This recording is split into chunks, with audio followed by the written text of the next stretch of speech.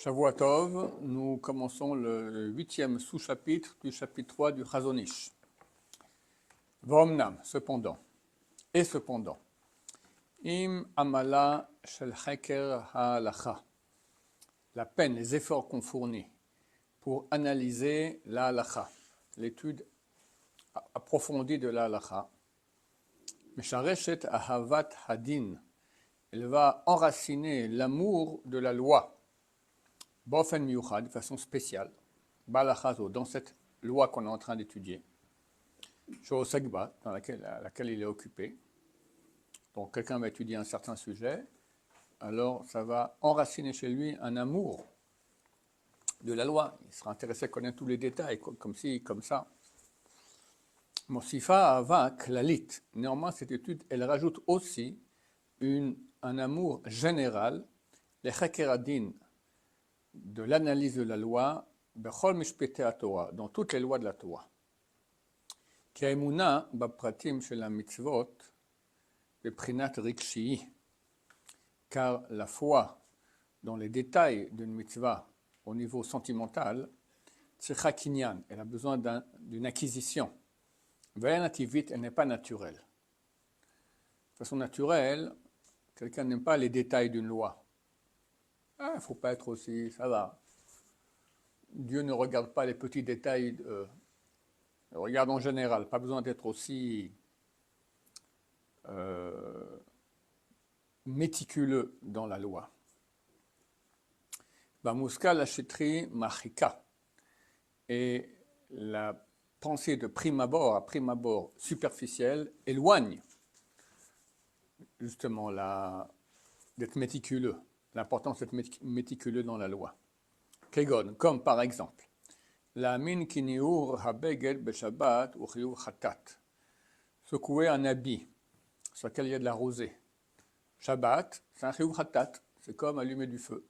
Pire, parce qu'il y en a qui allument du feu, c'est moins grave. C'est un chiyuv chatat, c'est la transgression la plus grave de Shabbat. Et par contre, les kohaetzim shvut, par contre, couper des bûches, quelqu'un dira, oh, ça c'est très grave.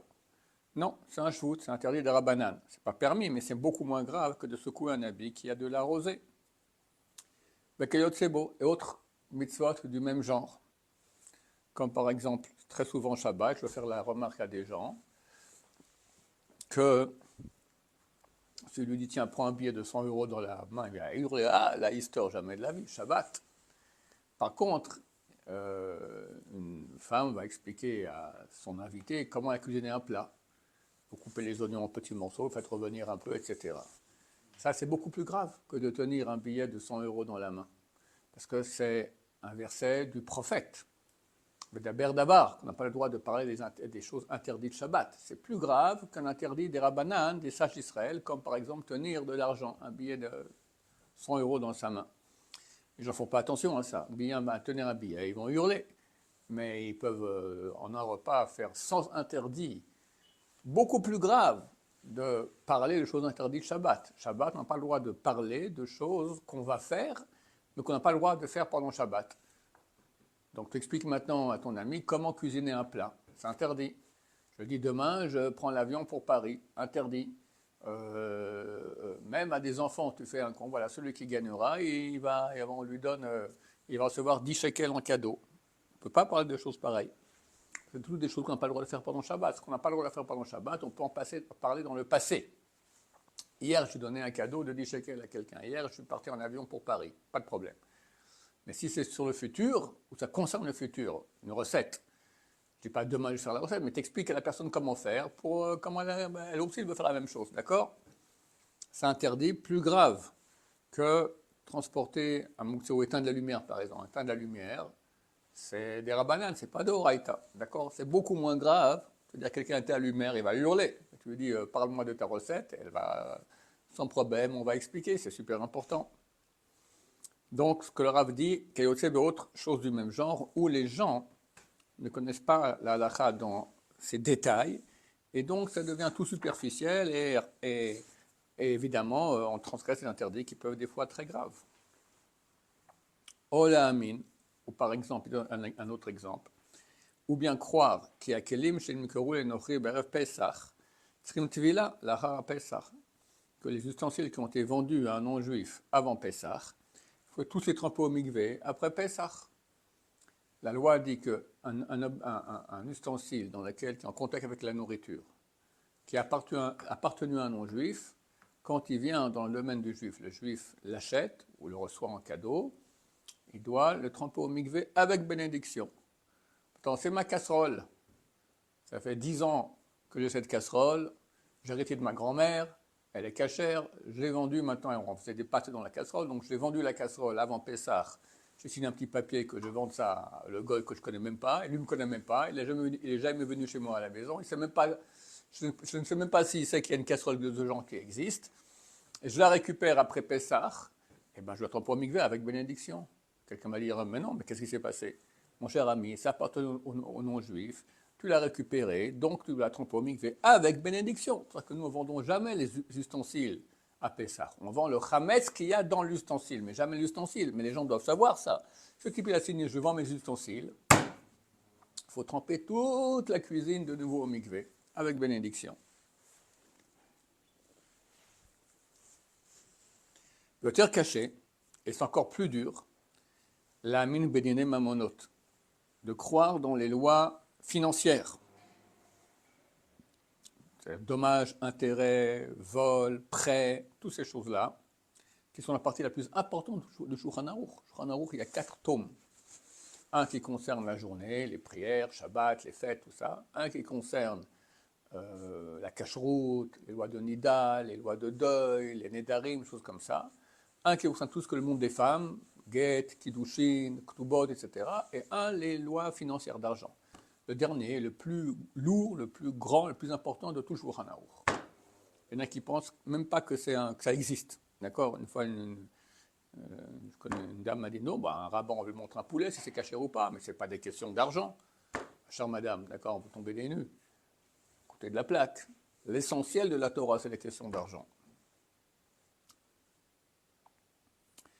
Le kacher, hu nechas basvach im chavero, et lorsqu'il est saisi, le svach, c'est des buissons qu'il attrape, d'accord? Il y a un bruit, il est pris par un bruit d'histoire avec son ami, financière. Lui croit que son ami lui a volé ou lui a, je sais pas, construit un endroit où il n'aurait pas dû construire. Il est indifférent avec son ami au niveau financier. Chez Kol Tzva Midot, Metuchot Neged Chavero. Toute l'armée des Midot sont tendues contre son ami.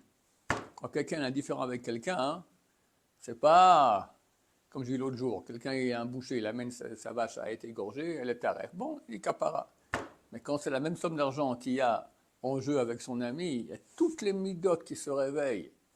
La haine, la vengeance, on va faire toutes les combines possibles pour pas être le perdant face à son ami. Alors que peut-être, si tu n'es pas le perdant, tu es un voleur. Non, c'est lui le voleur. Il n'y a même pas de discussion.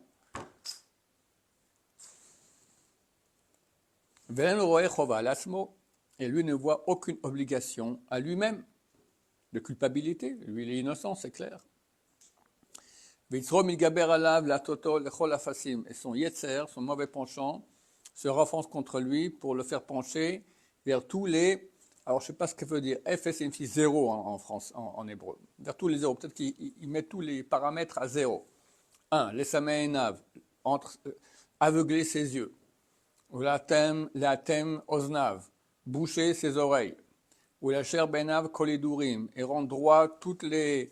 Il y a des méandres des fonds comme si, non, c'est tout droit, j'ai raison, point barre.